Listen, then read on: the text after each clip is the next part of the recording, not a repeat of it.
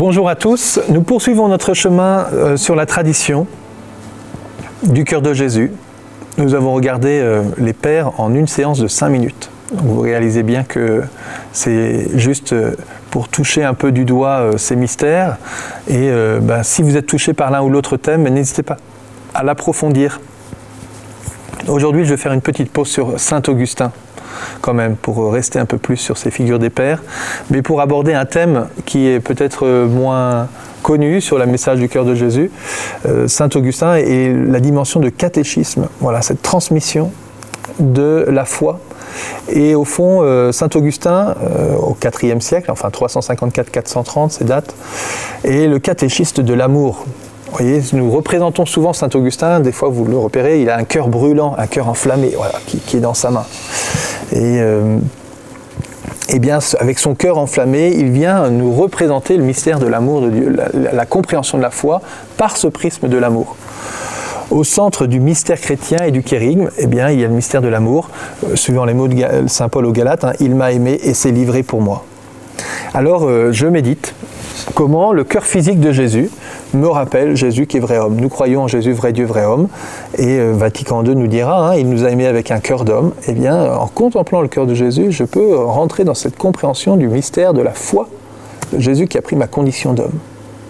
Mais dans ce cœur physique de Jésus, il y a en même temps toute la dimension sensible, spirituelle et divine qui habite ce cœur de Jésus et qui m'aide à élargir profondément la compréhension de notre foi dans cette sensibilité, dans le fait que Dieu nous rejoigne, aussi dans ma relation à Dieu, le cœur comme le lieu de la rencontre avec Dieu, voilà.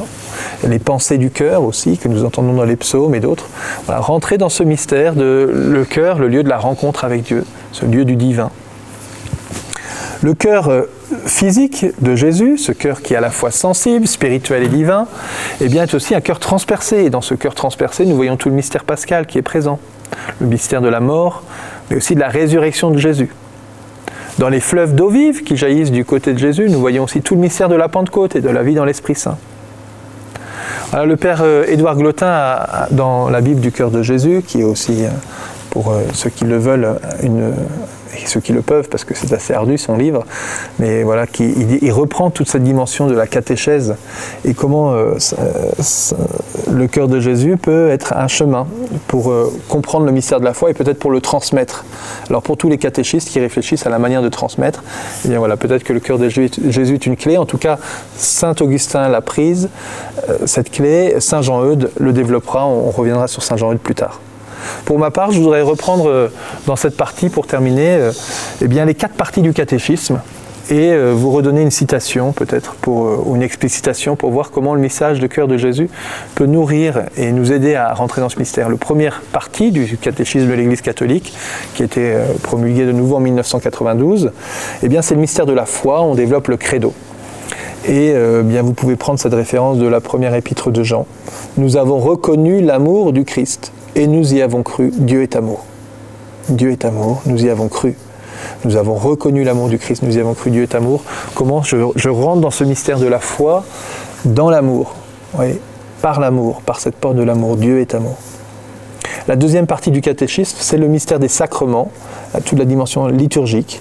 Et dans le message du cœur de Jésus, l'Eucharistie, le corps livré, le sacrement d'amour, puisque c'est l'expression que Jésus donne à Marguerite Marie, est combien important, combien présent.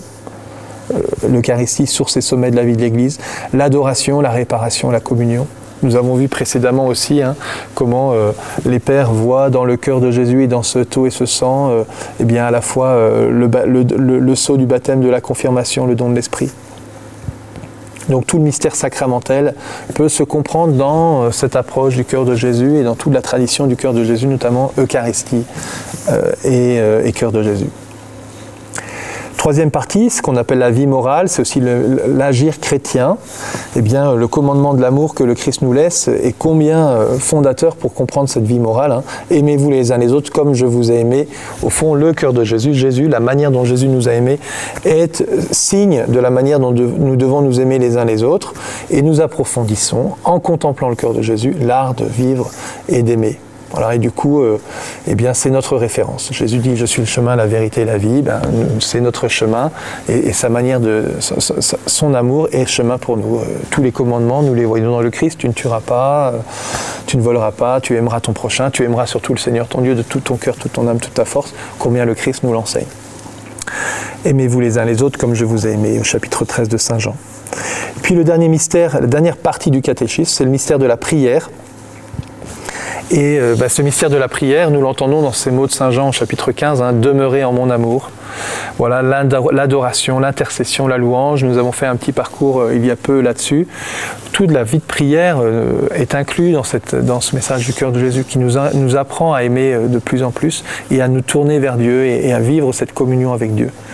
Voilà, frères et sœurs, donc avec saint Augustin, eh bien, confions aujourd'hui peut-être tous les catéchistes qui ont à transmettre la foi, mais chacun d'entre nous, notamment si nous sommes parents, grands-parents, nous avons plein de manières de transmettre la foi, eh bien, le cœur de Jésus pourrait être une belle approche, à la fois dans les gestes concrets de cette dévotion et à la fois dans tout le mystère qu'il comprend et seulement que nous avons à approfondir aussi tous ces mystères qui habitent ce cœur passionné d'amour pour nous. Voilà, bonne journée à vous avec saint Augustin et toute la transmission de la foi.